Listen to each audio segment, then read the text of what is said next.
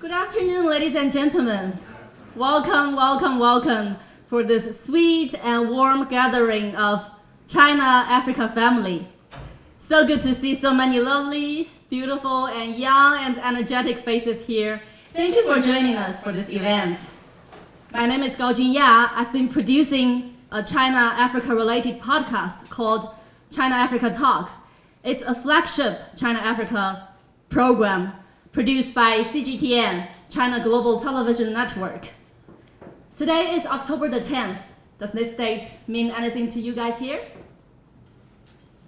Well, it's very special to China-Africa ties because exactly on this date, 25 years ago, the first ministerial meeting of the FOCAC, the Forum on China-Africa Cooperation, was held in Beijing, marking the formal establishment of FOCAC, this very important mechanism. So 25 years, right? FOCAC is 25 years old. I know it's even older than some of you guys back there.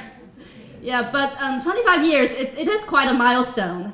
And to mark this milestone, we, China-Africa Talk, we produced a special feature. We call it Together Forward. And today, we're gathered here to release this special feature. Okay. And without further ado, let's meet some lovely people first. Our distinguished guests who are here with us. Professor Zhang Yanqiu,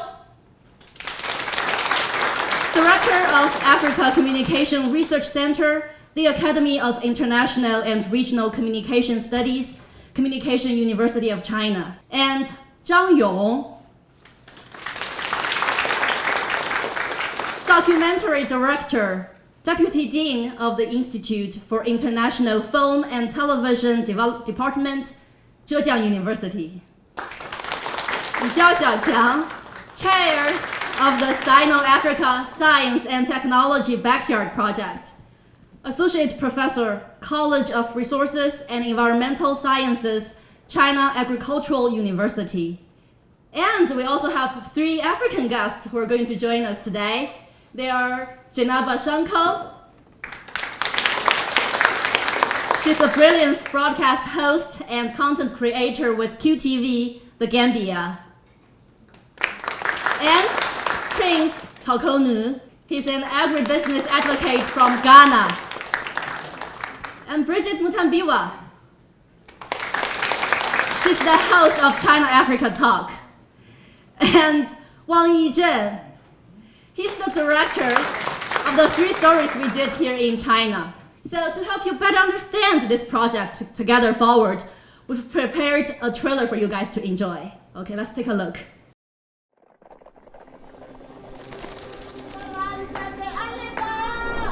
Thank you.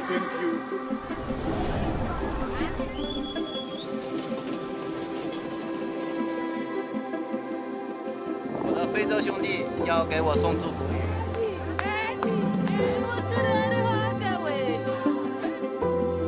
非洲不是我们刻板印象里的贫穷落后的大陆。我能不能做这个开拓者，以影像的力量推动中国和非洲人民的不止不舍？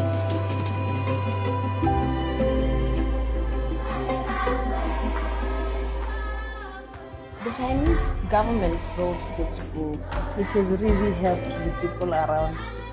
And I always say it. And the school is like none other. Facilities. We hope that more and more Botswana kids can enjoy the same facilities.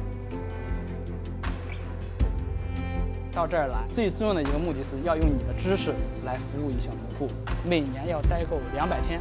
我们一共为这个非洲13个国家培养了130个留学生。Thank you, China Professional University. China aided 300 borehole drilling project. We can now maintain hygiene. I was very happy with the drilling of the borehole by the Chinese because I can now get water close by for my car wash. 中国的新能源的发展的关键在非洲是非常大。我相信接下去的5到10年，可能整个非洲都会变成中国的真人认证。Partnership, Chinese farms have brought these technologies closer to the small-scale farmers, young entrepreneurs, and everyday workers. 让我们凝聚起28亿多中非人民的磅礴力量，在现代化征程上携手同行，以中非现代化助力全球南方现代化，绘就人类发展史上崭新画卷。Thank you. Are there any places or people from this video that you found familiar with? Yes. Do you know which African countries have we been to cover our story? Yes, and to give you a more detailed introduction of this project, let's invite my colleague Yang Guang here.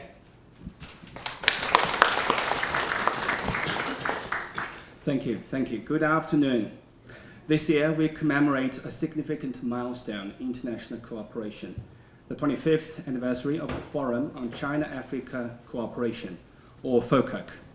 For a quarter of a century, this platform has served as a cornerstone of a dialogue and collaboration, weaving a vibrant tapestry of shared interests and a common destiny between China and the nations of Africa. At the 2024 summit of FOCAC held in Beijing, Chinese President Xi Jinping announced 10 partnership action plans to be implemented from 2025 to 2027. These plans cover areas of mutual learning among civilizations, trade prosperity, industrial chain cooperation, connectivity, development cooperation, health, agriculture and livelihoods, people-to-people and cultural exchanges, grain development, and common security. It's against this backdrop of a dynamic, evolving partnership that we conceived our special series to commemorate FOCAC at 25. Rather than simply analyzing the policy documents, we asked a more fundamental question. What do these action plans look like in practice? How do they translate from high-level agreements into tangible changes in people's lives? To find answers, our team embarked on an extensive journey. Our reporters traveled to Kenya, Botswana, Zimbabwe, and across China, from Hangzhou to Yiwu to Handan, to bring you some of the most compelling human stories of how such cooperation is done. The result is a series of 6 documentaries we are proud to share today. In our first story, we see the partnership through the camera lens of a Chinese director who documents the untold narratives of China-Africa ties, preserving our shared victory of generations to come. We then step into the world of 2 African entrepreneurs on the front lines of trade, whose ambition and drive are fueling economic vitality.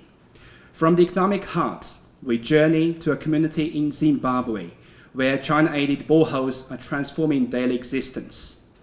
In the fields and the farms, we discover an innovative model of collaboration, the China-Africa Science and Technology Backyard, where scientists and the farmers work side by side. We also visit a China-built primary school in Botswana, where the sound of children learning in new, bright classrooms echoes with the promise of a brighter future. And finally, we look to the horizon in Kenya, where Chinese green technology is helping to shape sustainable futures. Together, the 6 stories reveal the real human impact of FOCAC, a partnership that is not abstract, but alive, breathing, and moving forward together. This series is just the beginning. In the future, we will continue our Together Forward series. And this is where we need you. We believe the most powerful stories are the stories yet to be told. So we extend an invitation to you, our dear friends and partners here today. Share your story ideas with us. Tell us about the projects, the innovations, the personal connections that inspire you. Let's collaborate not just in policy and projects, but in storytelling. Because together, we're not just reporting on this all-weather China-Africa community with a shared future. We are actively helping to build it for a new era. Thank you.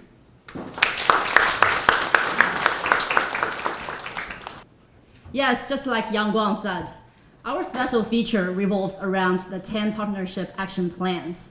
And today we are going to showcase 3 of the stories we did, which focus on mutual learning among civilizations, trade prosperity, and agriculture and livelihoods.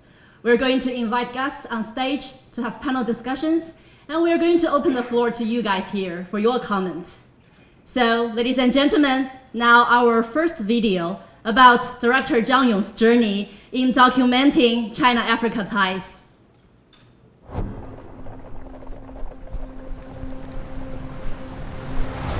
非洲不是我们刻板印象里的贫穷落后的大陆，非洲也有可爱的人、美丽的文化，我们对非洲的认知需要提升。我在想，我能不能做这个开拓者，以影像的力量推动中国和非洲人民的互知互信。我学的专业是影视学，在做博士论文选题的时候，当时的话，大部分选题其实还是倾向于西方大国的，甚至中东、伊朗电影都比较多。但是非洲电影没有一篇像样的系统性的学位论文，那我在想，我能不能做这个开拓者？Asanteni sana kwa kuonesha upendo kwa maarufu wetu。非洲兄弟要给我送祝福语。第一次去到非洲之前，其实我对非洲也是害怕的。我作为一个电影学的学生，对它的认知也是来自于索马里海盗、好莱坞贫穷、落后、血腥这样的影像时刻，在我的脑海里已经根深蒂固了啊，所以我对它的认知也是具有刻板印象的。但是当你走进飞机舱的时候，看到那空姐啊、非洲这些工作人员，你觉得特别的具有安全感，特别的踏实。我们有一句话叫做“没去非洲怕非洲，去了非洲爱非洲，离开非洲想非洲”。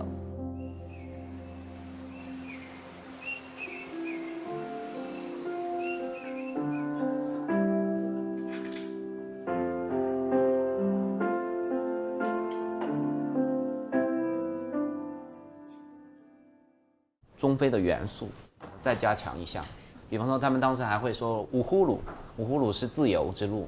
坦赞铁路在当地是一条自由之路，可以加一个什么 Rafiki 啊什么的。他们坦桑尼亚人喊中国人是喊朋友，然后当地人就喊我们 Rafiki， 就是朋友的意思。其实做过非洲电影的博士论文之后，我就意识到学术的影响力啊，它还是集中在学术圈。我们国家的很多的民众其实不了解非洲，所以我在想，我能不能用媒介的力量，结合自己学的影视专业来做一些作品。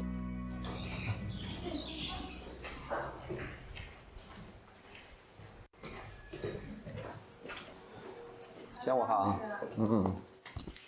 出海非洲是吧？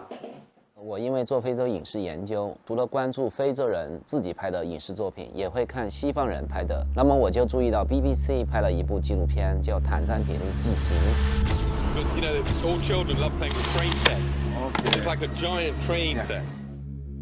看完之后，我觉得深有触动。作为新中国的第一大援外工程，它的现状是如此的不堪。但是当我自己走到坦赞铁路的时候，我发现它的现状不是这样的。它作为短途的，还是供达市城郊的这些民众上班用的非常重要的工具。我们还邀请了一个丹麦的学者跟我一起来联合指导这个片子。并用他的视角去穿行整个坦赞铁路，去体验坦赞铁路的现状和沿途的风情。Finally, we're on the roads. This has been a moment I've been waiting for a very long time. It's great. It's really amazing. 我们采取更加多元的试点。我记得我们在坦桑尼亚的最高收视率是5.93。我们一般说破1就算很不错了，那破5了，说明当地人是很认可的，也就说明非洲观众其实要看到这样的作品，比较公允、比较多元的呈现非洲的历史和现状的，呈现中非合作的真实情况。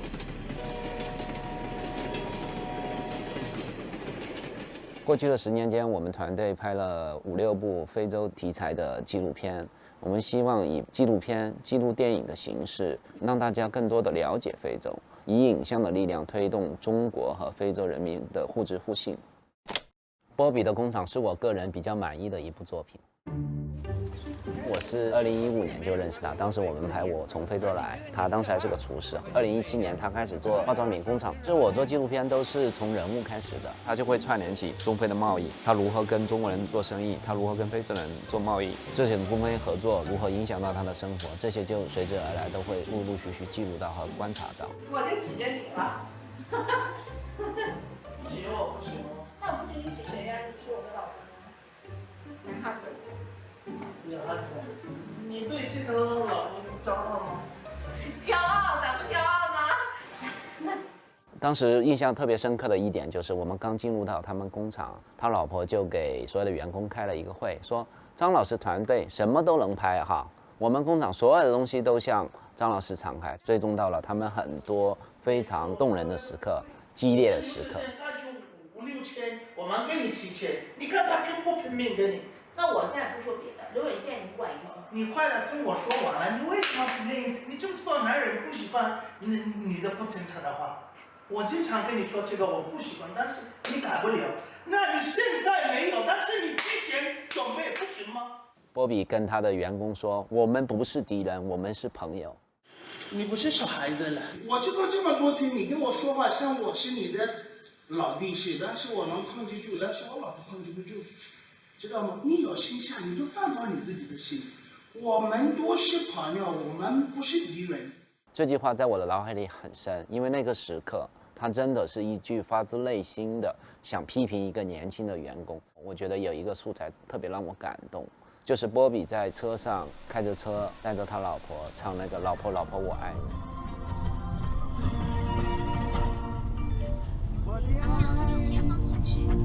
就是你，你知道我爱你，只让你身体不好，让我着急。我对你说，有我你就没问题。他真的契合波比在经历了创业的艰难以及工厂的变迁，我觉得那一个时刻是非常动容的，表达了他的一个非洲人在异乡的一个情感，而这种情感是通过歌声所传递出来的，所以我决定结尾就用这首歌结掉。生活还在继续，歌声在延续。非常有幸的是，尼日利亚收到了这个片子之后啊，他们对这个故事特别感兴趣，给我们播了好几轮，说是那一年好像是播出次数最多的中国纪录片。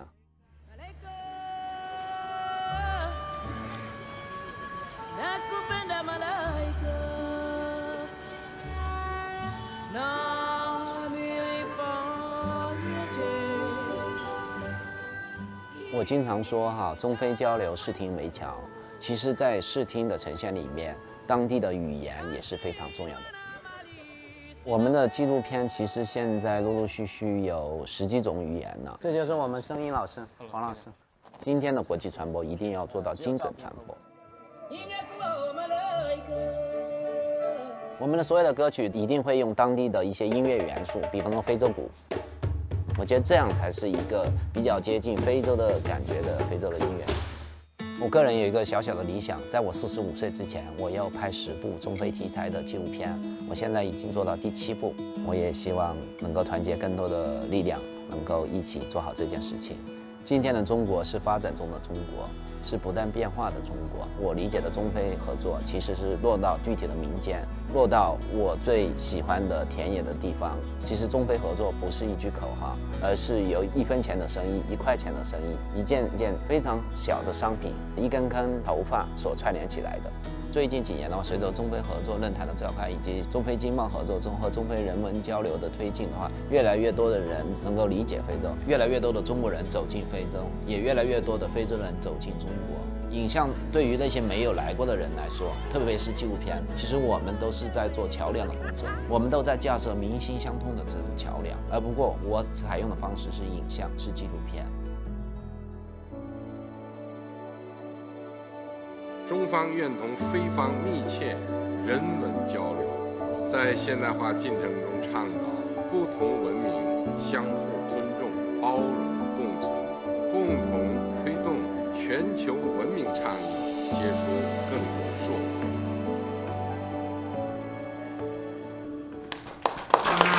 This is CGTN Radio.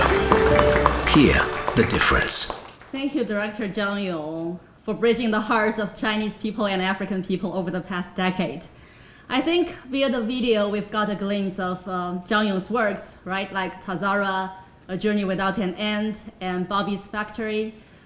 But I think I'm not the only one here who's so curious to find more of your works and your stories. So now, ladies and gentlemen, let's welcome Zhang Yong on stage to share with us some of his stories. And also Professor Zhang Yanqiu on stage to join our discussion. You've been filming China-Africa documentaries since 2012. It's been over a decade. And you're always the one who are behind the camera, right?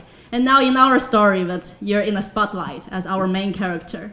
So how does this shift feel like for you? As you say, I stayed behind the camera for more than 12 years. So actually, it's my first time to accept the interview. Because it's you, we are old friends. I met Miss Gao in Zimbabwe 7 years ago. So when she asked me, could I interview you? I say, okay. But for other people, I say no. I don't want to wow, interview. Thank you. I will ask, could I interview you? Yeah, because for me to express myself, I find it more difficult than to be an actor, to a director. To be a director, I just stayed behind the camera and control all the scenes, the characters, the cameras, to say everything is okay, everything goes well, to make sure everything goes good, goes well, it's good. But speak from the speak in front of the camera, I think it's a little hard for me because I always to think. I still think I'm okay. I will ask director Wang, say, what do I say is okay for you? Sometimes I think you are the director, I'm not the director. But my thinking way is still to be a director. So I'm a little confused actually. So if you ask my choice, I will still choose to be a director, but not a character. Anyway, I think your video is better than with us. You're a good team. Thank you. I think you need to get more used to being interviewed, because after this story, I think more people will approach you and ask you to be their interviewees and share your stories. And Professor Zhang Yanqiu, and what do you think of his story and the significance of Director Zhang Yong's efforts in documenting China-Africa relations? Okay, well, I think just now, Zhang Yong, you're too modest to express yourself.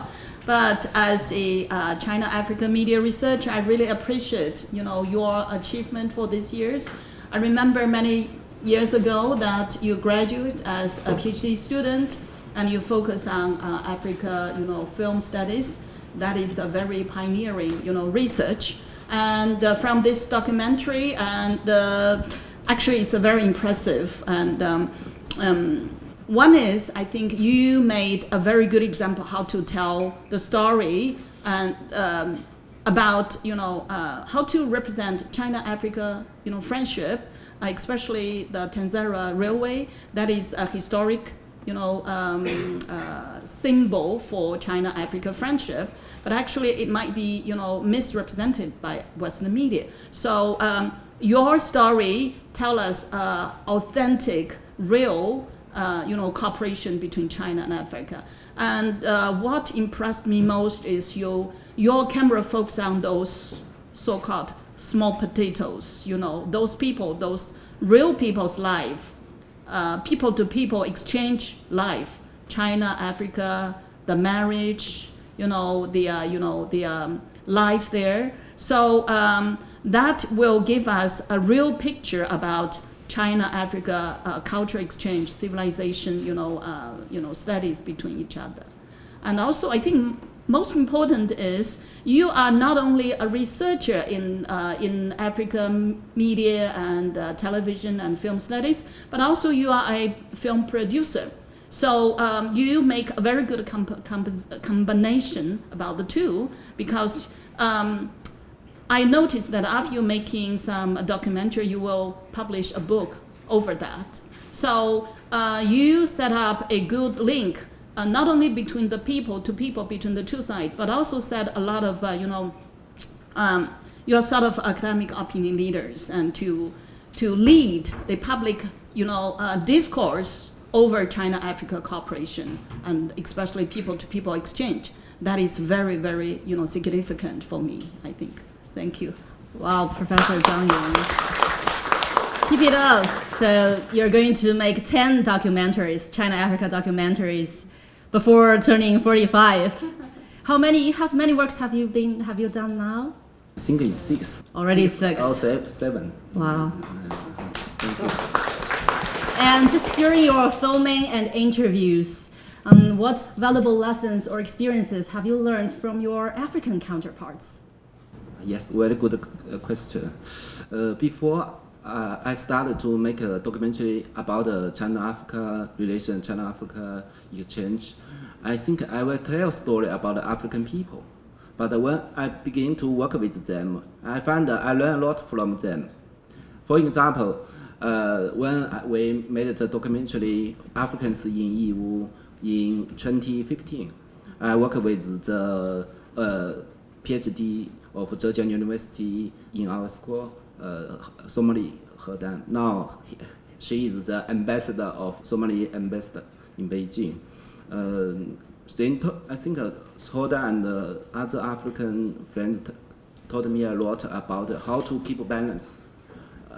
Before, as a director, I just think what the audience, especially the Chinese audience, will think about this tract, this video. But with Hoda and other African friends, they will say, oh, what's the African audience thinking about this part? Should we delete this part, or we keep it? Or should we add some other words or clips? I think it's very good. I think, and it's very important for us, especially directors like me, who are focused on China-Africa relations. We shouldn't produce documentaries and or videos just in Chinese market. I think African market is also important. Actually, it's more important than this side.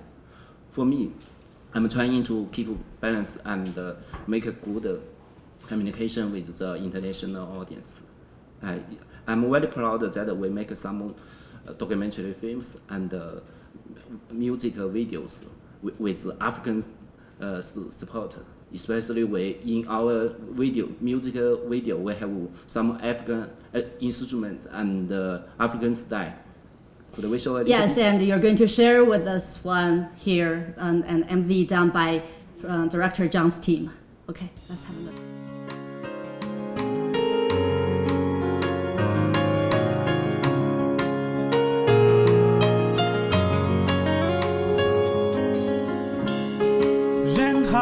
怎么依旧怀揣梦想，在喧嚣里张扬？你灿烂的笑容，别样的开朗，点亮我的目光。我们在遥远的大乡相逢，是出国分享。收获了成长，是兄弟也有自己的分量，追寻最初的梦想。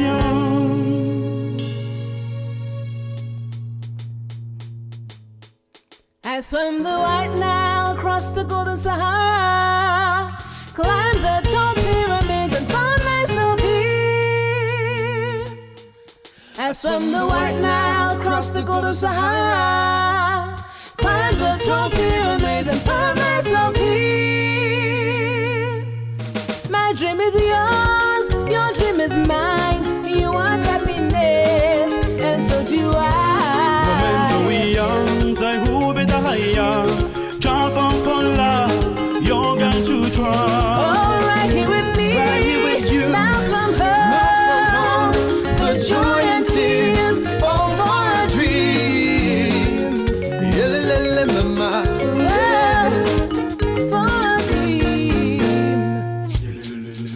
mother says we are born nothing but a fool. Smartest thing to do is find a better you. Diversity, the center of all form of adventure. Courage to accept difference, this none can help you mentor. Difference within yourself and your multicolored brothers. We come here, holding two things lesser than an empty tin. We all trek far east, maybe seeking for the finer things, the simple things. Some of us end up landing on our everything. No matter what you seek, be it love or more meat, we are all the same, standing under the same heat. A friend loveth at all times, but a brother is born in adversity. This for sure, we can all agree.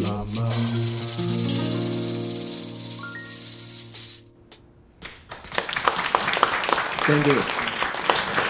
Yeah, many familiar faces here in this MV. Did you notice Ambassador Holden, just mentioned by director Zhang Yong? So I saw many young faces up down there. If you join director Zhang's team, maybe you're going to be an ambassador, to a certain country. I don't know. Welcome. Arrivo. And Professor Zhang Yanqiu, over the years, have you observed any other people like Director Zhang who's been devoted to China-Africa stories? Okay, but actually you are very rare. You are academic and also, a film, producer. But actually, if you really look at the China-Africa, documentary landscape, there are really some, effort we have to, mention them. One is a film, a female, we say photographer, Liang Zi. We are all good friends, and she is a very brave lady, and she traveled in Africa for many years alone, and she did a lot of, photos, not only in big cities, but especially in some tribes, in some rural areas, and that bring a lot of very valuable, pictures to Chinese people. And also she made some documentary about her life, her experience in many African countries. And that's one. And also I know there are some teams like CCTV, CGTN. They also made some documentary about the people, about, cooperation. And of course some effort from from African sides, like producers from Kenya, from some other African countries. They also create a lot of documentary or stories on China-Africa cooperation. Did you get the message, guys? We need more Zhang Yong and more Liang Zi, and it will be out from you guys. Okay, thank you. So now the floor is open to you. You can make any comment or you can raise any question to our guests here. Okay, to that lady. Yes. Well, Guo Yan from CGTN. So my question goes for, I just realized we have two Professor Zhang here. So both of you have done remarkable work in presenting authentic, I would say, authentic China-African stories. And for quite a long time, the traditional international media have portrayed Africa through their own lenses. And I think African stories have long been underrepresented. I see you nodding. And so I'd like to hear from you two professors how closer media collaboration between China and Africa could help reshape this kind of narrative and make it more balanced and more connected to real people. Thank you. Okay, actually that's a very important question, and also it's an issue how to represent China, how to represent China-Africa cooperation. Of course, in the past, both China and Africa was misrepresented or underrepresented by Western media, and now we notice that's not enough. There are a lot of bias stereotypes against such cooperation. Which should be, the story about China-Africa cooperation should be retold by Chinese media and the African media, and also by Chinese-African media cooperation.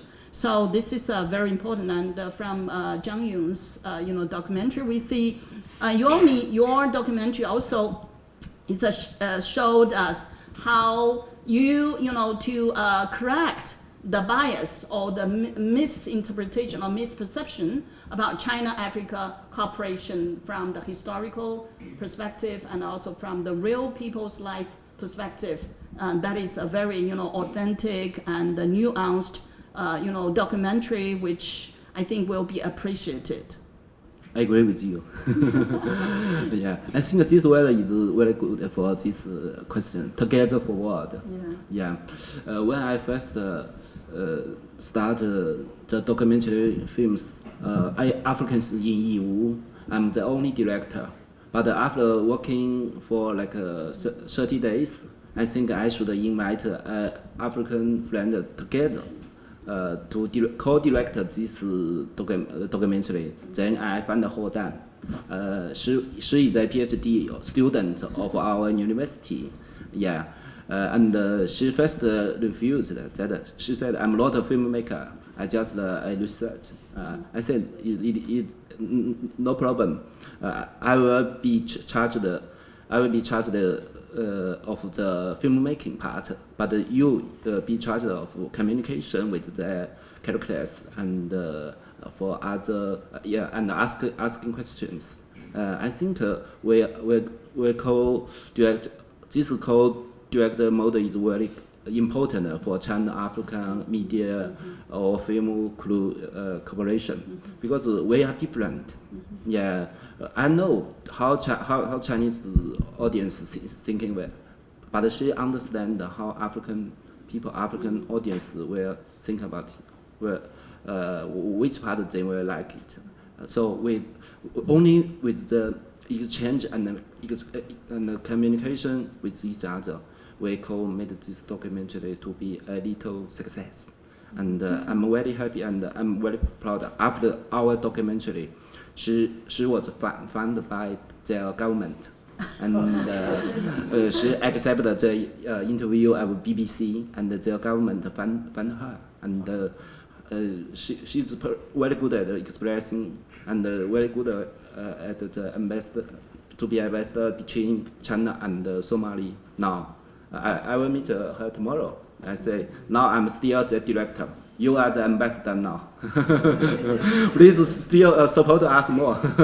Thank you. Yes. Okay. Okay, thank you very much. My name is Noah Laltaika. I'm working in the media also, in the state-owned media, it's TBC, in Dar es Salaam, Tanzania. So the film we saw is from my country. Yes. And I know nearly all the places, including the Tinga Tinga, and all the way to Mbozi, and then Zambia. Wow. From my country. One of the way of showing civilization in my country is to say thank you for the person who appreciated, and the first word I can say is thank you to Director Zhang Yong. You'll be sorry for me if I cannot pronounce well the name, but you showed the very positive face of Africa. The fellow from CGTN talked about the other media, the Western media, says something negative about Africa. They always find a slight, even if everything is clear and well organized, but they will make sure they will find even a tiny angle of starting with the wrong. In my tribe, I'm coming from the Maasai tribe in Tanzania, we have a saying which says, if many speaks, then one cannot have the power. If one speaks and many cannot speak, then that one can have the power. That means if we could still producing such documentary, showing positivity, showing good relation that we have ties between China and Africa, and especially in my country, if I can talk about Tanzania, that we have a lot.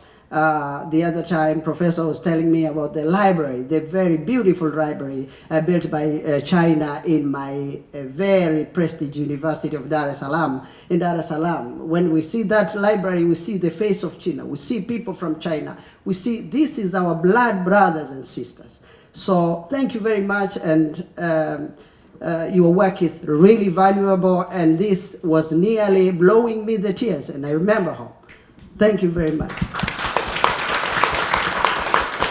Asante sana. Karibu sana. Could I ask you one question? Yes. Will you be the co-director of this Tanzania film? Sure, because I'm doing my first only 1 year Masters in International Communication here at CUC. Then after here, I'll go back home. Okay. And back home in TBC, I'm working as a producer and a director also. Now you're a master's student, right? Yes, I'm a master's student. So be my PhD student and be my co-director. Thank you. Thank you, Asante. I have been to Tanzania 4 times since 2017. Firstly, I make a documentary about the Tazara Railway. This railway is very important. It's a huge project, it will be rebuilt since next year, right? Yes. Yes. And I also went to Tanzania to make another documentary, Chinese Meet Africa, where filmed some part of Tanzania. And now we are working on this documentary film. We will show not only in TV, we will show in cinemas. It's about the Tinga Tinga artist, Tanzania Tinga Tinga artist who painted Tinga Tinga in Zhejiang, in countryside. Okay. It's the first time.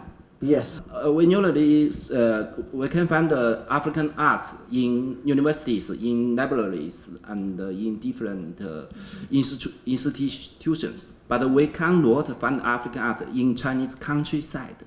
So this one is the first time we can find Tinga Tinga and other African arts in China, not in city, in countryside.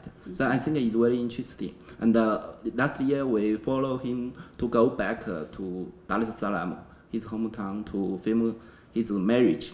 He married a Tanzania girl. Yes. So I was very touched by his story, and I think what he do is very beautiful. For me, I'm a filmmaker. I think Tinga Tinga is very good for camera. In my office. Yeah. So I just want to say thank you, Asante Santa. Asante Santa. You remember my words, okay? Yes. After graduated from CUC from Professor Zhang, come to another Professor Zhang, okay? Thank you. Yes. After that gentleman, then Prince. All right. My name is Joaquim Thala. I am from Malawi. First of all, I wanted to commend you for the beautiful work, I think, which you are doing, because, when we observe the issue of telling our own stories, it's a concept, I think, which we discuss sometimes, in Africa, sometimes in classes, but we see that, we lack that global platform, for Africa to tell its own stories, because Africa, is a diverse continent with almost 53 countries, and then, these countries, they have their own cultures, their own tribes, their own people. So as Noah said, stories from Africa on the global stage, they are told, by the Western media, and they normally represent their interest and, not the Africa's interest. So as a result, we have had, stories from Africa reported in a negative way, which has affected development, which has affected, how people view Africa. As a result, it has not been able to promote trade. As a result, it has not been able to promote cooperation. So I wanted, to commend you for the stories, that you are telling, and then as we are celebrating CGTN many years, of covering this work. Lastly, of course, my question is, through your experience of covering these stories, where do you think are the gap, that we can work on to make sure that at least, we amplify these stories and still tell more better stories, which have been untold? Thank you. Actually, I like your word, diversity. I don't want to use the words positive. For me, I'm a scholar. I think diversity, I always say I want to show Africans the diversity of Africa. we not only show the negative, like some Western media, but we also not want to just show the positive side of Africa. I think every society, every nation, even in China, you have different sides. You have two sides. Additionally, you have two sides. So I think for us, the most important work is to notice the diversity of Africa. Africa doesn't have only one side. Yeah, it's not about that's not true Africa. That's not the whole Africa. And so I like your word, diversity. Thank you.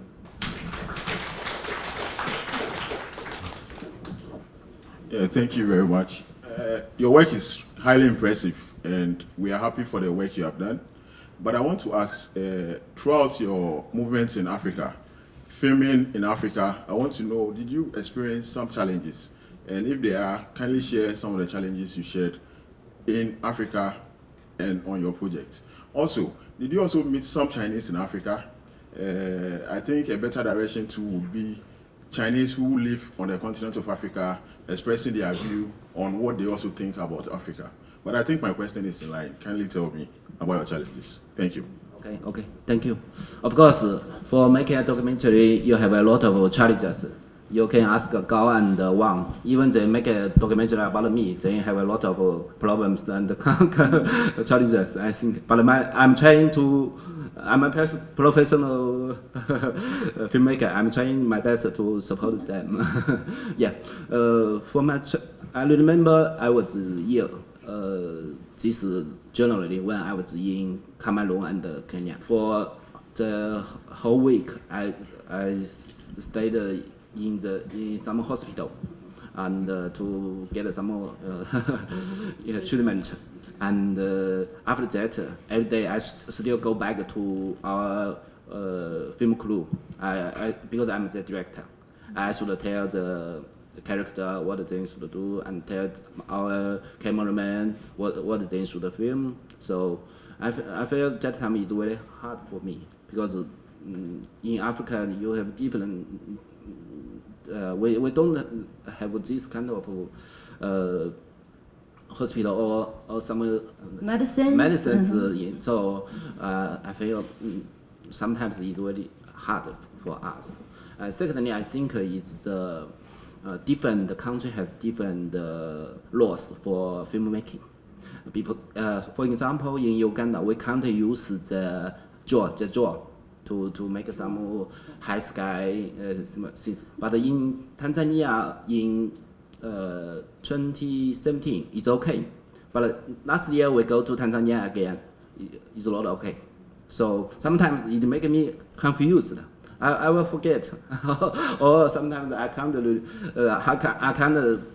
get to better understanding about their filmmaking laws. So maybe I need an assistant like you. Thank you.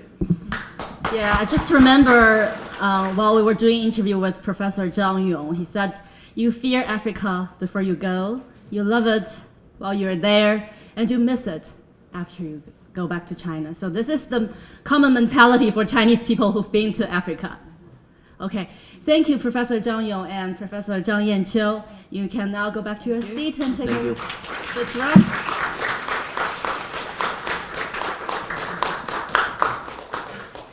I know you didn't just get enough of his story, but after our event, I think you can have more time to discuss with Professor Zhang Yong. So now let's proceed with our program, and we are going to play our second story about China-Africa Science and Technology Backyard. You know, this is an agricultural project that is based in Handan, which has been cultivating agricultural talents for Africa. And those African talents, when they go back home, they're going to empower local farmers and improve their livelihoods. So let's take a look. 到这儿来，最重要的一个目的是要用你的知识来服务一小农户，都要在生产一线每年要待够200天。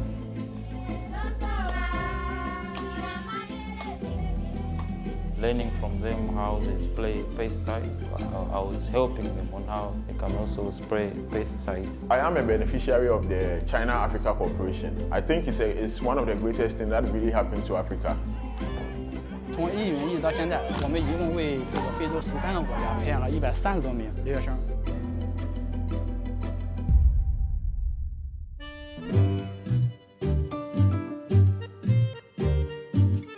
我们中非科协是创建于2019年，是以教育为主要抓手，培养人才，然后呢来服务当地。所以说呢，我们就开始从这个非洲的这个8个国家：埃塞俄比亚、坦桑尼亚、赞比亚，然后津巴布韦、尼日利亚。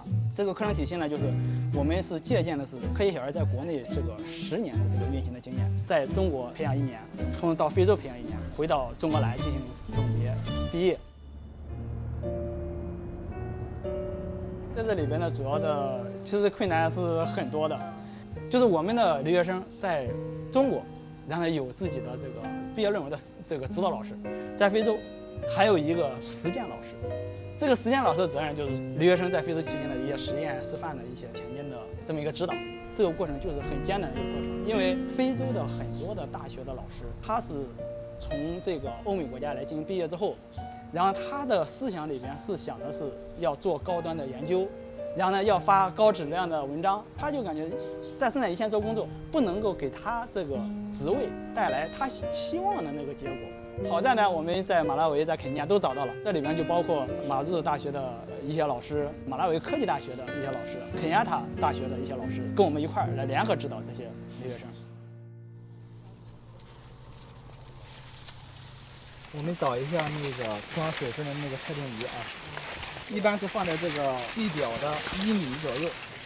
从1元一直到现在，我们一共为这个非洲13个国家培养了130多名留学生，他们就是分别来自埃塞俄比亚、肯尼亚、坦桑尼亚，然后莫桑比克，还有这个马拉维。我们第1届培养的学生，布基纳法索的沙孙宁，他到这儿来，因为他之前是布基纳法索农业部的农业官员。他说我们国家是种谷子的，我也是种谷子的，但是我对谷子非常了解。在布基纳法索，他说谷子的1亩地的产量，我就坚信不会超过400斤。他说能不能你给我找一个当地的这个实践老师，然后呢还有一个当地的农民，我的研究方向就聚焦怎么样把谷子的产量提高。我告诉他，我说在我们中国，谷子的保底的产量1亩地1000斤，我就给他找了一个当地的农民，就是从整地到选种，到买肥料，到这个疾病的防控，再到最终的收获，全过程都是他们3个来进行完成。刚开始的时候，他把谷子种下去，还没有这个开花的时候，他就感觉你们种过的谷子跟我种的谷子差不太多。然后呢，我感觉超不过400斤。然后但是呢，等到谷子稍微长得快开花了，他说你们这谷子就这么矮就开花了。然后在他的印象里，谷子是1米多高的，然后他说这谷子有点太低了。然后他说400斤都不到。然后但是呢，当谷子抽出来这个穗儿之后，他开始有点相信了。他说我们的穗儿就那么大，你们的穗儿那么长。他说我感觉能过400斤。在这过程中，然后他就理解了，就是我们小农户的这种精耕细作的这些技术，对他来说真的启发特别大。他说我读过很多的书，读过很多的文献，中国利用9%的耕地养活了全球22%的人口。他说这个东西怎么可能实现呢？我们非洲大陆是有全球16%的耕地，然后呢还有3亿多的人口处在饥饿水平以及营养不良的这种条件下，这对他来说是不可思议的。但是他等他到了这个徐州，经历过这一季的这个谷子的种植，他才理解中国为什么能够用9%的耕地养活全球22%的人口，都是这帮小农户精耕细作、精打细算。And I really thank the China Agricultural University for the innovation, for the idea, for everything. I think that's why I have reached this far. I really thank you, China Agricultural University. For this, I sincerely thank China Agriculture and the STB. Keep it up. Thank you. Shenshe Noda.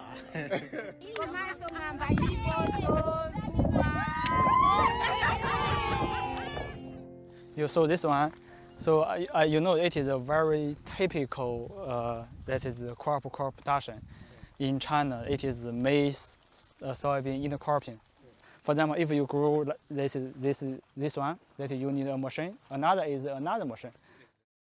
Behind farmers living this. Yes, that's the right. field. Yeah, yes. Why? Those kind of straw as used as energy. Exactly. Yeah. Yes, but in China, that is we harvest all the crops with the machine.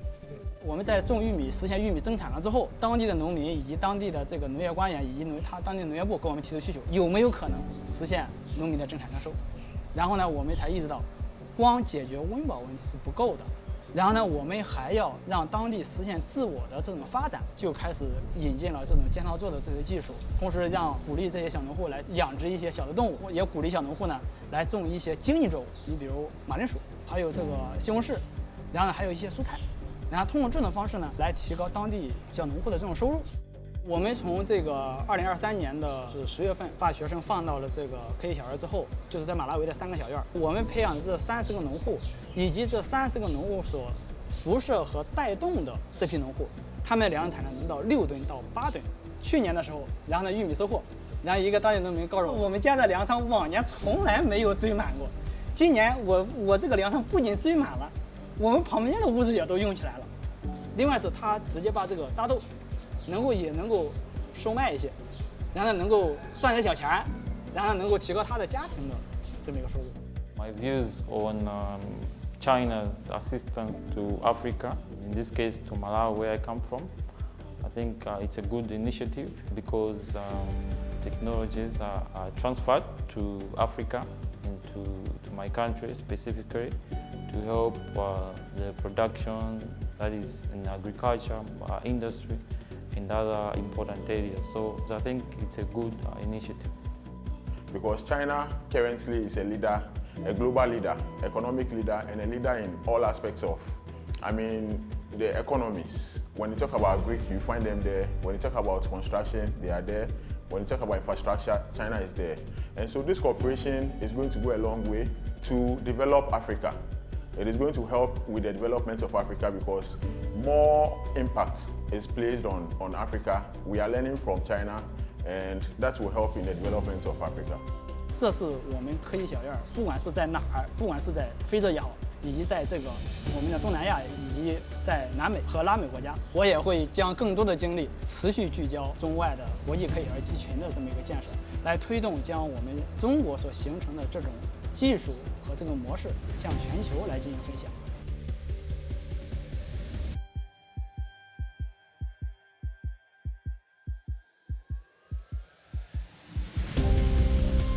让我们凝聚起28亿多中非人民的磅礴力量，在现代化征程上携手同行。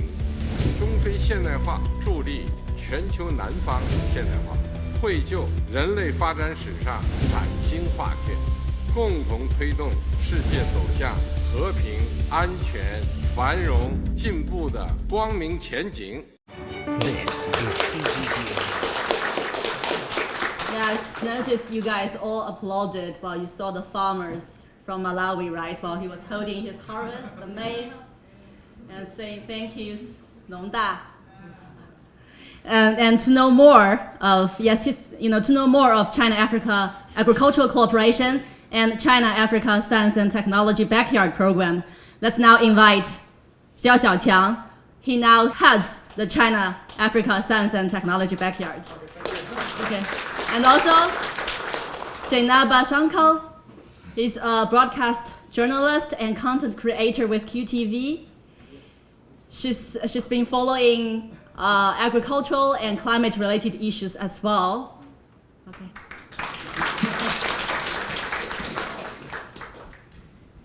Yeah, Jiao Xiaoqiang, as far as I know, you went to Malawi this August, right? Right after our interview with you. And I'm just curious to know, what's this year's harvest progressing? What have you observed from the local farmers on the ground? Okay, thank you very much. And firstly, I should thank you, CGTN, to give us such good opportunity. And before start of the program, I have told Director Lee, and I have known many friends from CGTN. And this is not the first time that is CGTN reported China Catholic University, and during the COVID-19, and some colleagues and live in Quzhou, and they start to report the Sino-African ITB projects, and I also benefit a lot from what's your work. And I'm a researcher in China Catholic University, and my job is teaching and research. And you have taught me how to, that is, transfer the knowledge into the common people's awareness and change the common people's action. So this is what I expected. Thank you very much. And for your question, that is yes. Yes, I have visited the Malawi in August this year, and I have been to. I have the objective of this visit is to give the guidance and to check the ITB students' work in the ITB, because they have stayed in Malawi that is more than around 1 year, and then they have finished one season of the course, and I want to check how about the crop growth. And how about that is the training of the farmers, and how about the work in progress? And I have to go to some farmers' field plots and their family, and I'm very excited when I stay there. And some farmers told me that is they have benefited a lot from the ITB. That's mentioned by the one of the farmer in the video, and he has increased the maize yield triple. That is from 2 ton to 8 ton per hectare. And also I have visited that is one little farmer, and she told me that is she worked together with the ITB that is 2 years. During the 2 years, he has participated in the research of the ITB, and then that is worked together with the farmers, worked together with the ITB students, and he not only mastered the key technology of the maize and the soybean crop production very well, and also he has mastered the technology how to feed the animals. And when I go to his go to her family, he showed me that I have a very good harvest of the maize and soybean, and also I have bought two goats. And then those 2 goats have bring me 6 lambs, and I have some extra money. And also he took me to his new house. He told me that this house is built just now, and that's the last month I have finished. I have the new house, and she told me that is in our family we have 8 people. And now we have the new house and with the new people, and we are not crowded yet. And we have solved the problem of housing. So I'm very, very moved and by the ITB students' work. And also I encourage them the ITB students they should work together with the farmers in Malawi and whatever in Malawi, in Kenya, and in Africa well. And also in the process I have learned a lot from the little farmer. And I found that is the technology and the talent training. It is a very key point for the ITB work. And also it is very powerful to facilitate the African agricultural transformation. Okay, thank you. Yeah, Jiao Xiaoqiang just gave us a very vivid, report fresh from Malawi, how local farmers have been benefiting from this project. Thank you. Thank you. And Jane, I'm wondering, have you heard of this program before? I know you were here last year for a training program, right? Media training program. And have you heard of the China-Africa STP program before? And the Gambia is also an agricultural country. How is the China-the Gambia agricultural cooperation going there? Yeah, Thank you so much for having me here. And you're right, I've been covering the COP for a very long time. So this is a topic that is very dear to my heart, because if climate change and agriculture go hand in hand, and we all know the effects of climate change and how it is affecting agriculture globally, especially Africa as a country that is contributing least to global emissions. So when it comes to cooperation between the Gambia and China in terms of agriculture, is actually very strong.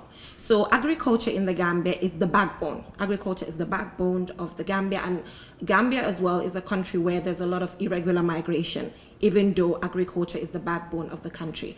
And even though agriculture is the backbone of the Gambia, we cannot feed Gambians. We get to import vegetables, rice, majority of the things that we have to eat, we get to import, even though the land is there and all of that. Now it comes with the expertise that is needed, and that is what China provides to the Gambia. I'll just give you a short story about a man. He's called Mr. Toure. He's actually the founder of Mario Farms. So Mario Farms is located in the Upper River region in the Gambia. So he had a technological engineering job in the United States of America. And at some point, he got motivated to leave the United States of America and come back to Gambia, because he felt like there was a lot of land in the Gambia and the rainfall is also good enough to cultivate rice. So when he had arrived, leaving that luxurious job back in America, and he came, he couldn't make it. He couldn't make it because he lacked the expertise. So before he wanted to pack up his bags to actually go back to America, the Chinese agricultural experts had just arrived in the Gambia to actually teach our farmers some of the agricultural techniques, especially when it comes to rice cultivation. They just came in, and then they were able to teach him and his team. And currently, he's cultivating rice in the Gambia, actually selling rice in the Gambia, and also motivating and working directly with students from the Gambia College. So right now, you know, there's a lot of prospects when it comes to rice cultivation in the Gambia because of the Chinese expertise that we're able to receive as a country. I think that's a big deal, isn't it? So that is just one thing. And also, aside from that, some of these women who are gardeners. When I watched the documentary, it talked about the fact that sometimes when you want to help African countries, it should not be high-end technology. If you want to employ high-end technology when you're helping a woman in the Central River region or in the Upper River region in terms of the technicalities that involves in farming, that person is not going to get it. So I appreciate the approach that the Chinese government is using, that is starting from the grassroots and using minimal technology for a start and then scaling it up as we go. And that is what is happening in the Gambia currently. And it's brilliant, and it's changing the game.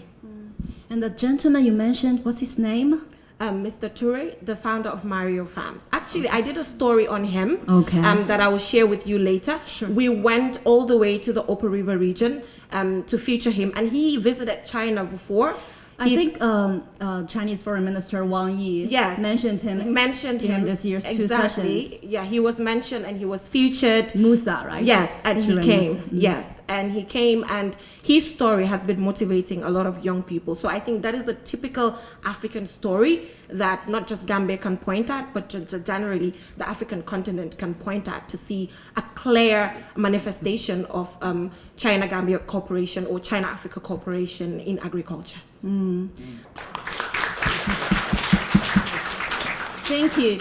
Now you know Jiao Xiaoqiang, I think, because you're going to stay in China for 1 year. Yes. So definitely you're going to visit his project in Yes, Hebei province. Yeah, I'll be looking forward and to what's that. Being, Thank you. Yeah.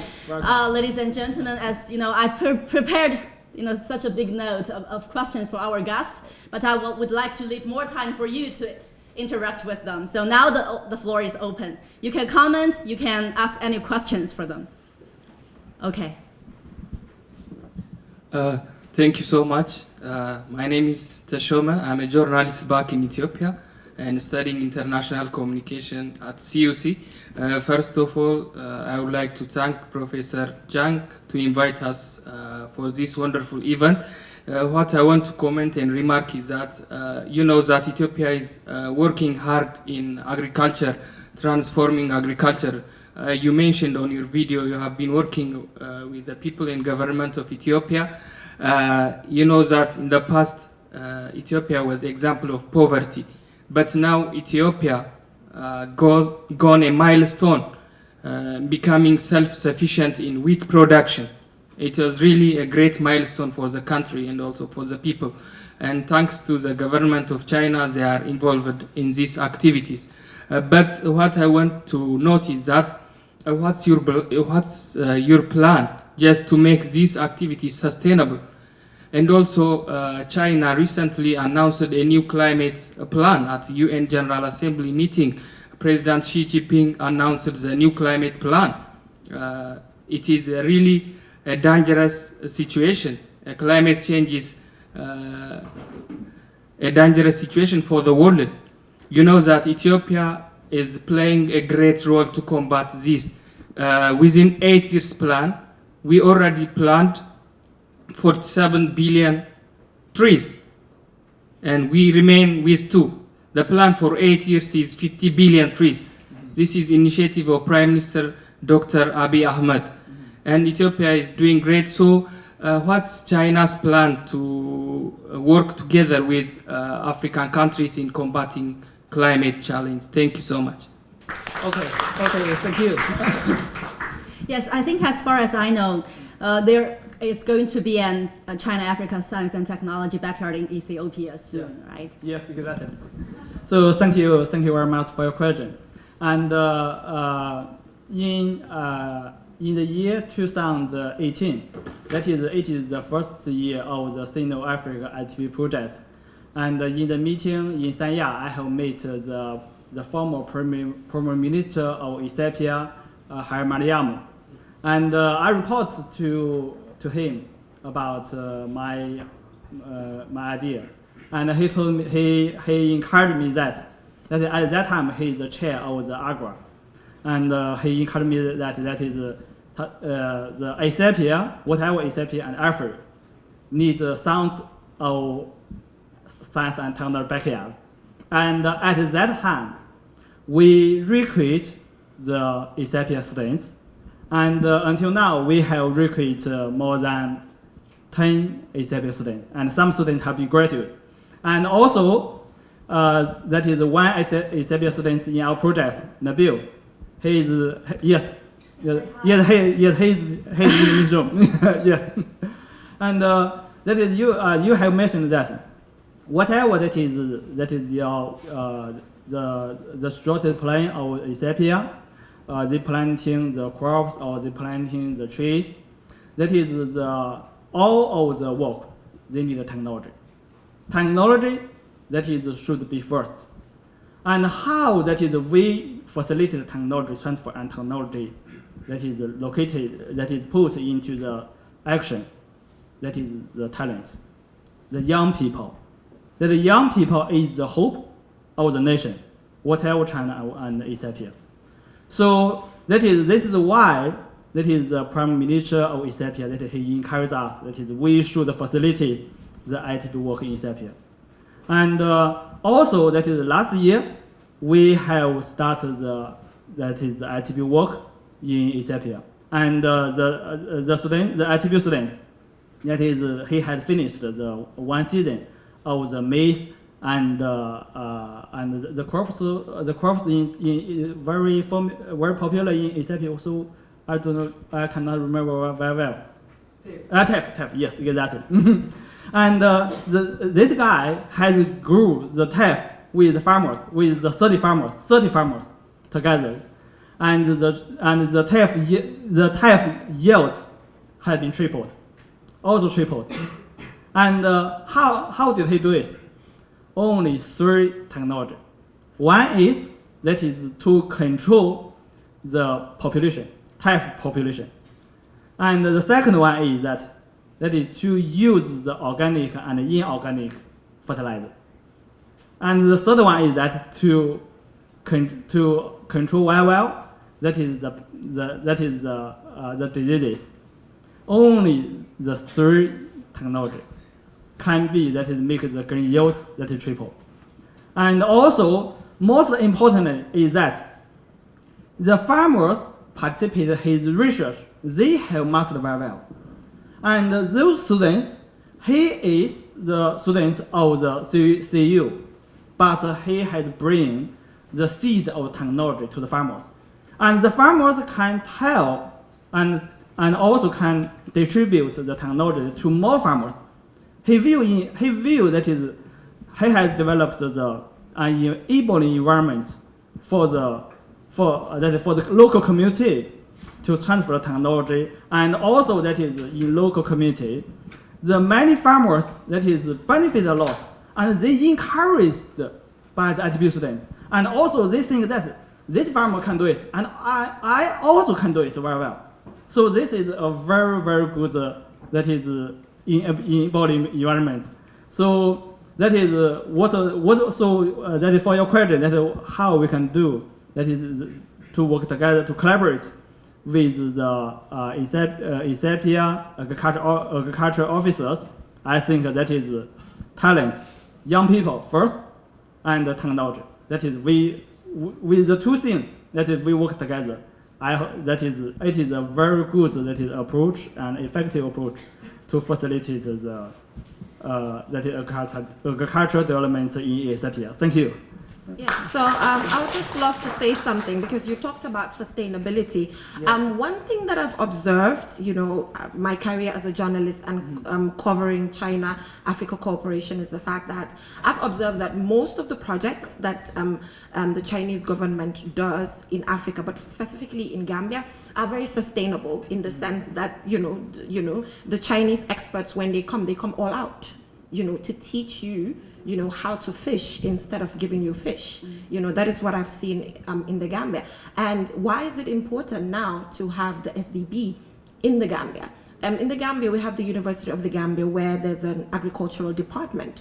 But most of the time, when these young people graduate, they sit in offices. Yes, the reason is because the expertise is not there locally from the Gambian lecturers and professors for them to go into the field and do the agricultural practices that they're supposed to do. So for example, if we have the backyard in Gambia, then it means it's not about the suits and the offices, because that is not what feeds the population.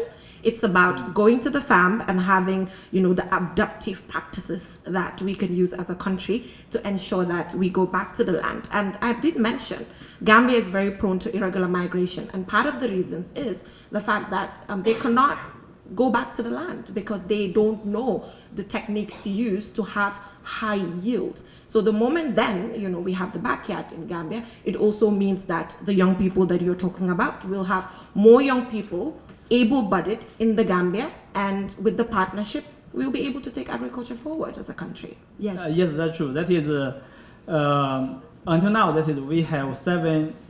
We have finished the 7 batch of the students training, and some students that graduate. That is some graduates that they work together with the military, whatever the military or culture or the technical staff in the company. Yeah. They often go to the field, and their boss often complain. Why you go to the field very often? Exactly. And you should stay in the office. Exactly. But he told his boss that only I stay in the rural area, only I stay together with farmers, I know the problem, and I can provide the specific and localized technology to them. So this is the power of the ITV and also the power of the technology seeds for the agricultural development. Yeah. Yes. I think both guys mentioned a very important aspect when it comes to China-Africa cooperation, that is capacity building, right? We're not just give them fish, we're teaching them how to fish. Yeah, so capacity building is very important. If we influence just one small technology, it's going to make a big deal, transformation. And we know there are many students actually from Africa who are now in this China-Africa STP program as well. And you are the future leaders. And when you go back to Africa, you are going to influence more farmers on the ground and improve the livelihoods of many more families. Okay, any more questions? Yes, that gentleman from Ethiopia. Yeah. Okay, thank you so much. My name is Nabiu from Ethiopia. I'm one of the students who benefited from Sino-Africa Technology Backyard Project. So as one of the students who experienced lots of improved technologies in China, we spent a year in Handan, Chuzhou, with farmers, and we have been doing so many good things with the farmers. So we have learned a lot. It's not that much sophisticated science, just we have been using a good variety of seeds. We have been using the good variety of seed and the way of farming with the farmers. So what we are doing is now we are going to apply this back home with the farmers. So for me, next year, after this month, I'm going back home. So doing my research with the farmers hand to hand. So this is a kind of research that is not applied in my country because most of it is just reading very sophisticated papers, technologies, but those are not on the ground. But just go with the farmers and just test the soil and apply the technologies there, and you are going to see the difference. That's what we are going to do back home. So I appreciate this project and the government of China for doing such a good job with Africa, especially with my country. Thank you so much. Thank you, Nabil. Yeah, I just also wanted to bring this out before we leave.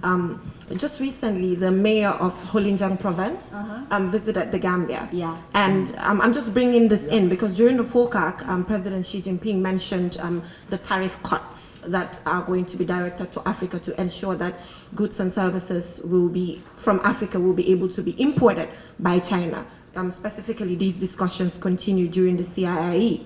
So the mayor of Holinjiang province, part of the things that were signed between the Gambia and the mayor of Holinjiang province is that cashew, for example, from the Gambia will be able to be imported in China. So I'm happy that also the Chinese government, in terms of agriculture, is using a model of ensuring that you are supporting us to improve when it comes to agriculture, and when we harvest, China can import. So that is actually like striking a balance to ensure that we're supported technically, but also when we grow, in the agricultural sector, China is able to buy our produce. I think that is also important to bring it out. And I know Ethiopia as well, when it comes to coffee, that does exist. So we are following those footsteps when it comes to cashew in the Gambia. So the value chain, it will go smoothly. You help us, cultivate, and then later you can also import, bringing some also foreign exchange here and there. I think it's very key. Yeah, and actually Heilongjiang province, it is one of the most important grain baskets for China, right? Yes, like Hebei province, where the Sino-Africa Science Technology Backyard is located. Okay. And in this, I think their technology and their this guidance from this mayor or provincial official will definitely help to improve your local agricultural development conditions. Because I think Gambia included many African countries, they do have very good natural conditions for agricultural development. Yeah. You have you have a lot of labor as well. It's just the potential is there. Yeah, we just need to tap it. Yeah. And with China-Africa cooperation, the potential will be released. Sure. Thank you so much, guys. You can now go back to your seat and take a rest. Okay, now, ladies and gentlemen, now our last video is about two African businessmen who are seeking new opportunities in Yiwu, the world capital of small commodities. They are Izzedine and Surakarta. Izzedine he's the president of the African Association in Yiwu, and Surakarta has been in China since 2003, and now he has added some new products in his trading list. That is China's new energy vehicles. Okay, let's take a look. China, whatever you have, you can start business. Can you take care? 你需要五金是哪一区，餐具是哪一区，玩具是哪一个区，真正需要的产品就是在这个城市里面能找到。对我来说最开心的是我们国家政府非常欢迎的这个项目。Known as the world's capital for small commodities, Yiwu trades with over 230 countries and regions. On any given day, more than 28,000 foreign merchants work in the city, a density unmatched in most of China. Together, they're working to realize the vision of Buy Global, Sell Global. For many foreign entrepreneurs, Yiwu is more than just a market. It's a gateway to China and to the global marketplace. Ça va? Ça va? Manga mai gida. Ai ko ka ci asiba sun bai. Gaba ne wan so din da an mun yi da an je. Obviously, we have more than 30 people, have Chinese people and also have foreigners people. So when customer come, we will help them to go to market to get what they want and help them also to make the shipping for them. This is our job. Liba 25号中国。25号。对，25号中国。Gan kwada wo sanku mai difan da ya ichi zon nazo. Ni ba kan sha duala da. Look at now you can see by your eyes a lot of kinds of goods that you have. And on average, how many containers are you delivering to Africa? Every day or every month? Every month, maybe? Every month, maybe sometime 30, 40 like that, or 50. No, it's not only also in Africa I have customers. In Europe, I have those customers also from America. This year, look at, is more than 500 square meter. So I will wish also near there also they have another warehouse. Maybe next year I will add this warehouse. I think all the world, I never see one country like China. They won't help people who don't know how to do something. This is your telephone number, your own telephone number. Every day they are trying to make all the things easy for, not only for me, but for all foreigners people. Every month they will try also to promote some things. Do you understand? Before make your residence is like your work visa, you should check in by agent. But now EU immigration, they open one office just for free. You can go there, they can help you to open your residence. Before you need to pay a lot of money to get this one. So about the market also. Now they have mediation office. That one I'm in.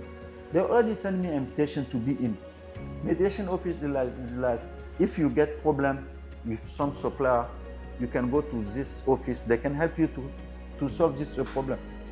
As China and Africa enhance their cooperation across various sectors, African entrepreneur Chirara Surakata has found his own opportunities in China, especially in the fast-growing new energy sector.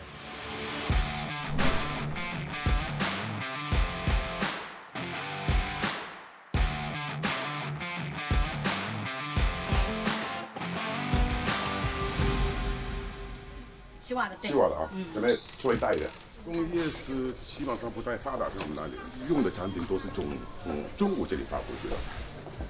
2020年离开义乌去我们国家的时候，电车应该不能说是没有，是有，不是很多。2023年回来的时候，我发现路边都是电车的，我觉得有点好奇，就是从有车转到电车这个速度那么快。我了解来了解去以后呢，发现是原因很多啊，有些可能是考虑到污染啊什么很多一些东西，但是我是作为一个商人的话呢，我考虑的最多是利益的问题。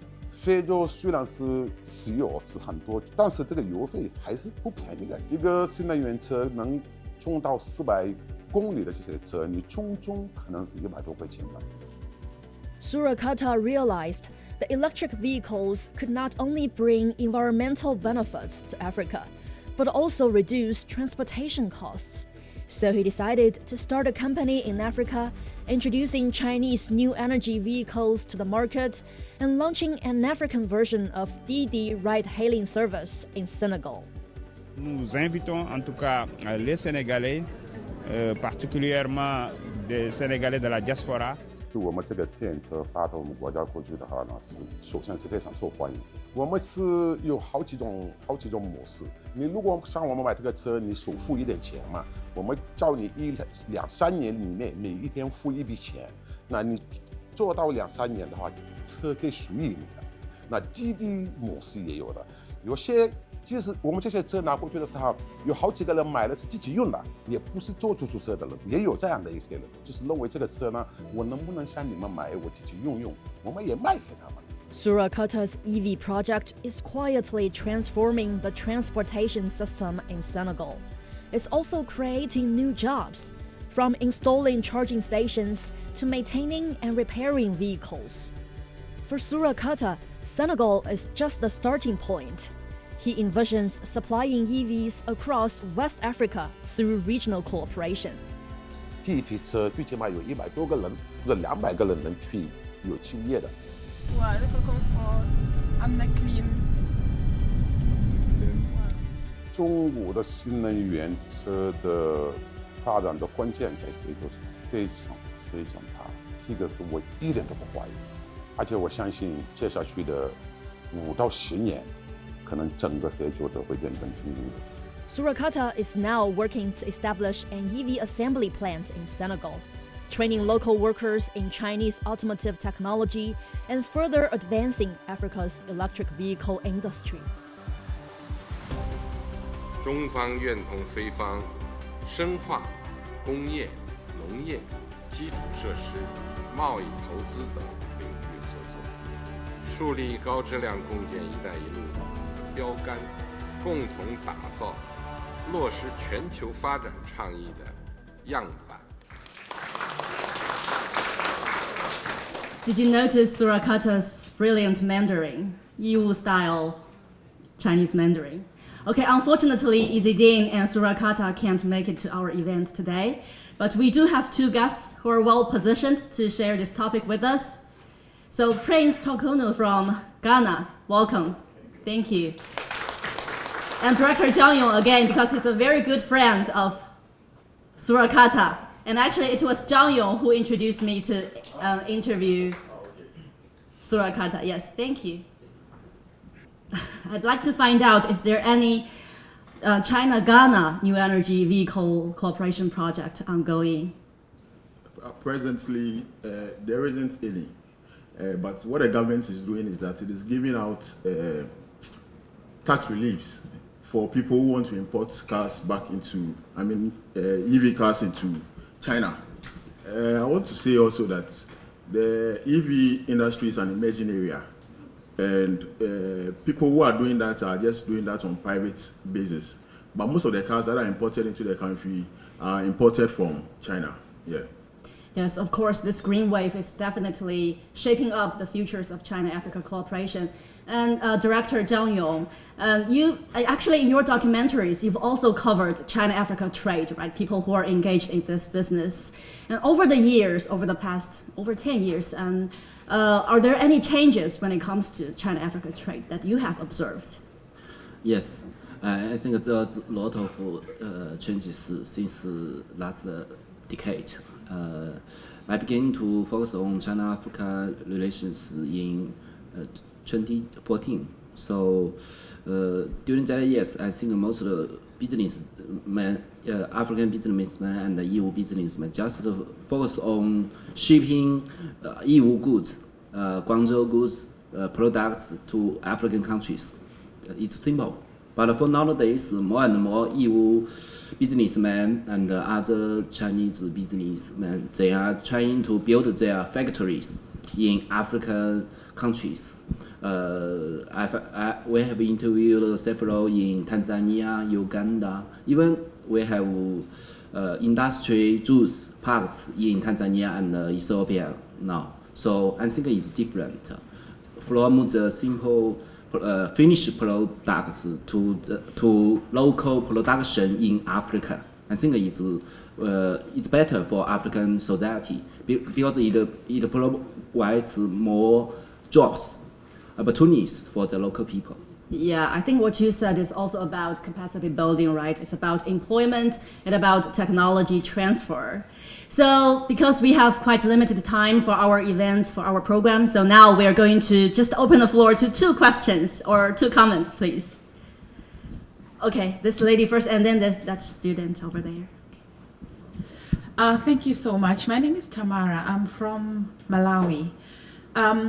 Probably just a general comment or observation. Of course. I think China has indeed become a significant trading partner for Malawi. Recent years, we've seen how China, their cooperation, you talk of the agriculture sector, you talk of the education sector, and now we're talking of the business sector. We're seeing how you are indeed fusing in to not only empower Malawians, but to change the scope of thinking. What I like most about all the clips that we've seen, and also this recent one that we've just seen, is that the cooperation, even in the trading sector, is making Africa to believe in themselves, to change the scope of thinking, because we've been made to think that we have our own limitations, that Africa can't move, that we can't make our own progress. But seeing how you're able to bring us into the picture and to take us back to say we're able to do this, and for someone to be able to go back home and come up with a business, creating jobs, but also with the innovations and the technologies that you're fusing in, I think it's some sort of empowerment, capacity building, but also sustainability, because I think every country or every region has its own style. Well, can I say style? Or they're prone to their own kind of way of making their economy grow, or whatever it is. So I should commend the corporations. I think you are really making an impact. And if more of these could be brought out, if more of these could be a platform where we can continue as Africa to say we can go forward, even if China was not there, or even if China says, okay, we're leaving, but we can be able to sustain on our own. So let me commend that. And I think it's one way of going forward as Africa. Thank you. Yes, of course, we tend to, when it comes to Africa, we tend to think it's an entity, right? But actually it's 54 countries. And when it comes to China's development or the Chinese past or Chinese modernization, we used to say, Chinese modernization with Chinese characters. So definitely what you said is like for your country, Malawi, when in your development, you'll need, of course, the development path or pattern based on your conditions and with Malawian characteristics. Okay, and for that gentleman over there. Okay, good afternoon, Professor and Prince. I'm a student majoring in journalism, international communication in CUC, and in China we have some pilot regions for EVs, electric vehicles, and we are facing some challenges for promoting EVs. When it comes to African continent, African market, what kind of challenges are the most biggest and urgent when it comes to promoting EVs in African continent? Thank you. Thank you very much. First, for EVs, you need electricity, and we do not have sustained power. And you can't use a EV car without sustained power. So what we need to do is rather to look at how we can have power, because it will not make sense to have a car you can't drive. It is going to be a white elephant until the system is well placed. People have the purchasing power to be able to afford the cars, but until the system is well placed and designed such that electricity is going to flow for 24 hours a day, you can't use a EV. But as it stands now, it is the people, the high-end people who are using the EVs. You must have money, you must have so much money to be able to use the EV. Not because it's expensive, but because you would have to have sustained electricity. Yeah. Yes, okay. Thank you, Prince, and thank you, Director Zhang Yong. Okay, thank you. Thank you. Prince has more to share. I want to say that the videos we've watched this afternoon or this evening are really impressive videos. And China, I want to liken it to like a proverbial father, or let's say a senior brother who is looking out for the good of the child or his children. Africa has lots of opportunities, and I want to encourage everyone here to visit Africa. There's so much for us to share, and there's so much for people to gain. To the business people here also, there are lots of opportunities in Africa, and I would entreat every one of you here to grab these opportunities. Thank you very much. So ladies and gentlemen, now we are going to play a video about what's behind the scenes of this Together Forward feature. Okay, let's enjoy.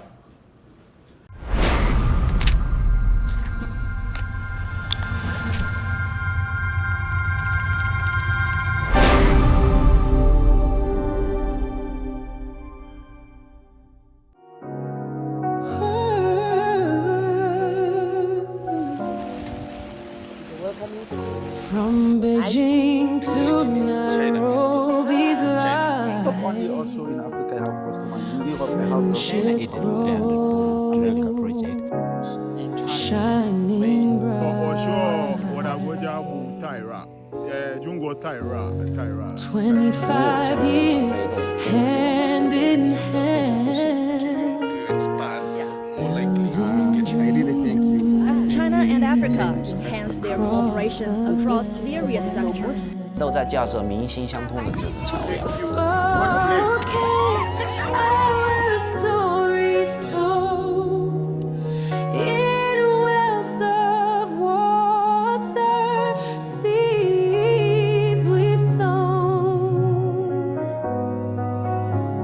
schools and solar paths we've made. China and Africa, forward we strive. Filmmakers capture, hearts unfold, entrepreneurs bridge, new stories told.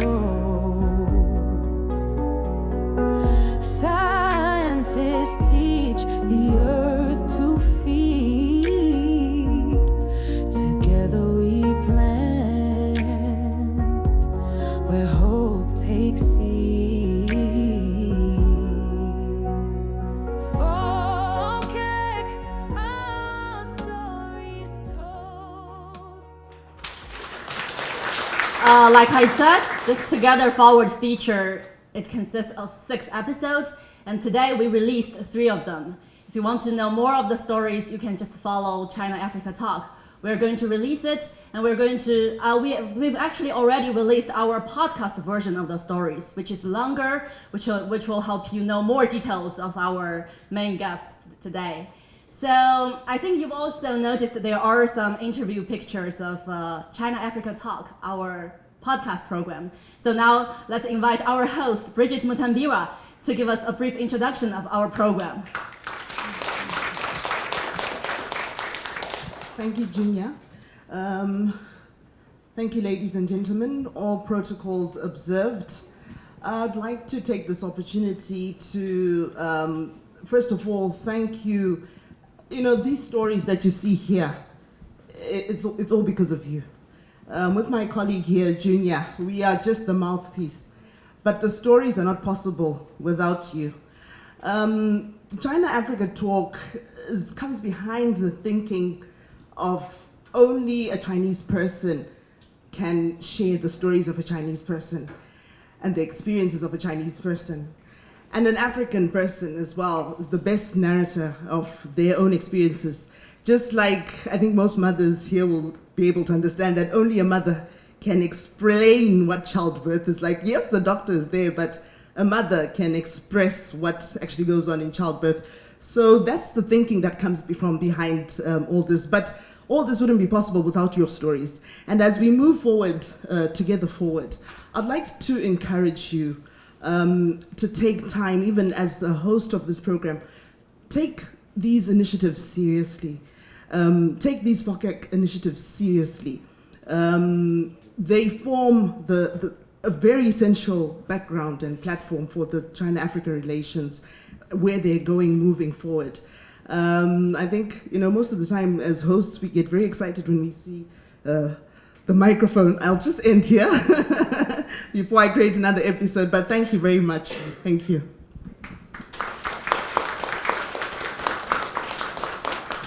Thank you, Bridget. I think, like what our guest has mentioned, and a lot of you who are down there has mentioned this, it's very important for us to build China-Africa narrative, of our relationship, of our stories, because this narrative has been dominated by Western media for a long time. And they, of course, have their own standpoints, but we have a different version, of course. I think that is also why we're here today at the Communication University of China. We're teaming up with Professor Zhang Yanqiu's team to do this release, this special recording. And I think because we're with media, you're with the academia, and I know many people you're with different backgrounds, but I think the seeds have been planted here. We're going to work together and going to write our own stories of China-Africa cooperation and relationship. And we're going to enhance this time-honored China-Africa friendship. Thank you, guys. So now I'm going to invite Professor Zhang Yanqiu again to make us final remarks. Okay, thank you.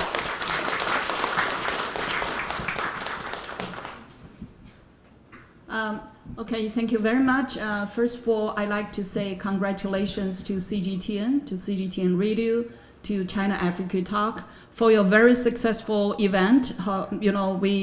We had a very good discussion. I think it's more than we expected. It's a very active and very fruitful. And we really appreciate that CGTN Radio made a lot of effort to tell the real story about China-Africa cooperation. And I really appreciate that the program like a China-Africa Talk, which is a very important, audio program. And of course, I will also congratulate to Professor Zhang Yun and Professor Jiao Xiaoqiang. You are really, really a good example as a researcher, but also you did a lot of, field research or field, filming and field production. I should show my respect to both of you. And you really set a good example for Chinese, researchers from the university. You are not sitting in the, classroom, talking in the classroom, in the, conference hall, but you go to, the land. You're walking on the land in African countries. By interviewing African people, by, helping African agriculture, which is really, really important for China-Africa cooperation. So, and also I will congratulate for our African journalists and African information, researchers here today. I really appreciate your, contribution as well. And I know most of you are very brilliant, experienced media professionals back home. And we're really lucky to have you to do your master degree, PhD degree here. I'm sure you will make a full use of your, 1 year time here and to see more China, to tell Chinese story back home. And also, I think CGTN, they like to work with you in the future and also maybe from tomorrow. And of course, someone you will work with, Zhang Yun, you will be the ambassador, future ambassador, right? So I should congratulate all our African lovely students and friends as well. Okay, so as a media researcher, I really think it is really, really important for the media to tell the stories about China-Africa cooperation. But at the same time, each of us, we are the media. We know some of you, you are very popular on social media. So we can work together and use our social media to tell our own story. And you can, that is something I think we can do as well together. And of course, President Xi raised the concept of a global community of shared future. We are working together to promote China-Africa community with a shared future. And under that, framework, we talk about, global development initiative, global governance initiative, and global civilization initiative. I'm sure in those fields we can have, we have a lot to share. We have a lot to, to build, the China-Africa dream and also China-Africa future. So let's work together and together forward. Okay, thank you very much. Thank you, Professor Zhang Yanqiu. Actually, I want to work with you guys now, starting from now. So later after this event, I think we can add each other's WeChat. Thank you so much. There is this saying, African proverb, it says, if you want to go fast, you go alone. If you want to go far, you go together. I think what we've been doing today here, we're going together, right? An epitome of China-Africa cooperation. So thank you guys again for showing up. Thank you so much. I hope you had a wonderful afternoon. But please, before we go, please be seated. We're going to take a group photo. The technical team will move the equipment, but please be seated. And later we're going to take the photo from this side. Okay. Thank you so much, guys.